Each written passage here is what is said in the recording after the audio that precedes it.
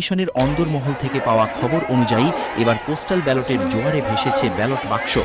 পরিসংখ্যান বলছে এবারের জাতীয় সংসদ নির্বাচনে সর্বমোট ৫,২৪,১৬৬ জন প্রবাসী বাংলাদেশি তাদের ভোটাধিকার প্রয়োগ করেছেন। যেখানে একটি বা দুটি ভোটের ব্যবধানে জয় পরাজয় নির্ধারিত হয়, সেখানে এই বিশাল সংখ্যার ভোট যে কোনো মুহূর্তে উল্টে দিতে পারে নির্বাচনের ফলাফল। এরই মধ্যে দেশে এসে পৌঁছেছে প্রায় ৪ লাখ ব্যালট। ডাক বিভাগের লাল বাক্সে চড়ে আসা এই খামগুলো এখন রিটার্নিং কর্মকর্তাদের জিম্মায়, যা খোলার অপেক্ষায় প্রহর গুনছে পুরো জাতি। গত ২ ফেব্রুয়ারি ওসিভি এবং আইসিপিভি প্রকল্পের team leader doctor Selim Ahmed Khan গণমাধ্যমকে এই পিলে চমকানো তথ্য নিশ্চিত করেছেন। তার দেওয়া তথ্যে উঠে এসেছে আরও বিস্ময়কর সব সংখ্যা। তিনি জানান, নির্বাচন কমিশন প্রবাসীদের ভোটাধিকার নিশ্চিত করতে বিশ্বের বিভিন্ন প্রান্তে মোট ৭,৬৬,৮৬২টি পোস্টাল ব্যালট প্রেরণ করেছিল। এর বিপরীতে সাড়া দিয়েছেন অসংখ্য দেশপ্রেমিক প্রবাসী।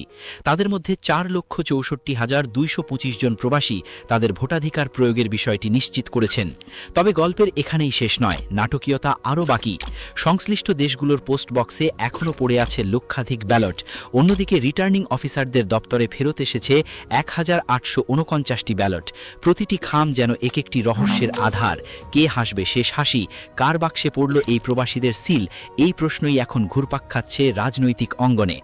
শুধু প্রবাসীরাই নন, দেশের অভ্যন্তরেও পোস্টাল ব্যালটের মাধ্যমে ভোট দেওয়ার ধুম পড়েছিল।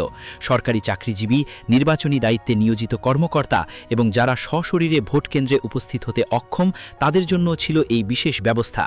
নির্বাচন কমিশনের তথ্য মতে দেশের ভেতরে ডাকযোগে ভোট দেওয়ার জন্য মোট ৬,৪৬,৫০৭টি ব্যালট পেপার পাঠানো হয়েছিল।